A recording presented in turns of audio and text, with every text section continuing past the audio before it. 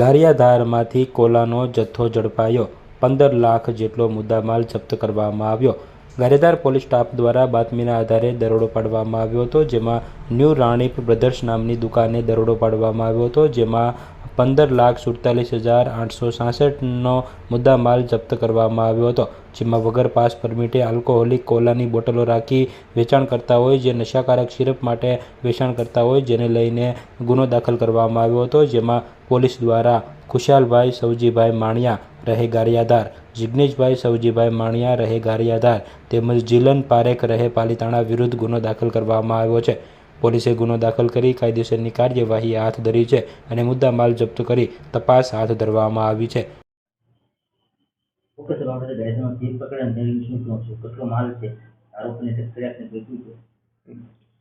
તારીખ 4/9/2025 રોજ Gariadhar police station ખાતે આવેલ new Maniya brothers Gokuldham society ગારિયાધારની જે દુકાન હતી, એ દુકાનના બે પ્રોપરેટર ખુશાલભાઈ સવજીભાઈ માણિયા અને જિગ્નેશભાઈ સવજીભાઈ માણિયા કે જેઓ દ્વારા નશાકારક જે કોસ્મેટિક પ્રોડક્ટ જે કહેવાય કે જેની અંદર 63% લઈને 68% સુધી આલ્કોહોલ કન્ટેન્ટ ધરાવતી બોટલ છે, એનું લોકોને નશા કરાવવા માટે અને દારૂની અવેજીમાં લોકો નશો કરી શકે તે હેતુથી વેચતા હોય તેવી હકીકત છે એ ગારિયાધાર પોલીસ સ્ટેશનના ધ્યાને આવેલ હતી, જે બાબતે ગારિયાધાર પોલીસ સ્ટેશન દ્વારા 4/9/2025ના રોજ ન્યૂ માણિયા બ્રધર્સના વિરુદ્ધમાં જાણવાજોગ જે કહેવાય દાખલ કરવામાં આવેલી હતી તથા ત્યારબાદ એ બાબતે વધુ તપાસ કરતા ગત તારીખ 6/9/2025ના રોજ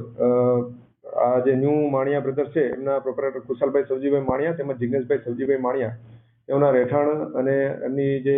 પ્રાઇવેટ મિલકત છે ત્યાં દરોડો પાડતા ત્યાંથી કુલ 15,47,866 રૂપિયાનો જે મુદ્દામાલ છે એ રિકવર કરવામાં આવ્યો હતો। મુદ્દામાલની વિગત જોઈએ તો એમાં બ્રાઇટ લાઇમ નામની જે કોસ્મેટિક પ્રોડક્ટ છે તેની 3,021 બોટલ, આજવા લવેન્ડર જે છે એની 5,901 બોટલ, આજવા લાઇમ બોટલ છે 1,725, તેમજ એકવા રોઝ નામની બોટલ છે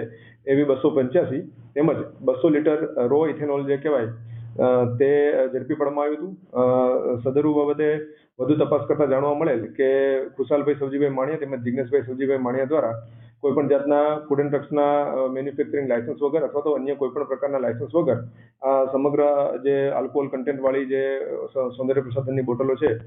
તેનું મેન્યુફેક્ચરિંગ પણ કરવામાં આવતું હતું અને તેમની વધુ તપાસ કરતા તેમની પાસે કોઈપણ પ્રકારના મેન્યુફેક્ચરિંગ લાયસન્સ છે એ મળી આવેલ ન હતા, જેથી કરી અને ગેરકાયદેસર રીતે આલ્કોહોલ કન્ટેન્ટ ધરાવતી બોટલોનું મેન્યુફેક્ચરિંગ તેમજ નશાના વપરાશ માટે લોકોને વેચાણ કરતા હોય તે બાબતે BNSની કલમ 123(3)(5) તેમજ પ્રોહિબિશનની કલમ 65A, 65B, 116B, 67A, 81 અને 98(2) મુજબ છે એમના વિરુદ્ધમાં ગુનો દાખલ કરવામાં આવ્યો છે,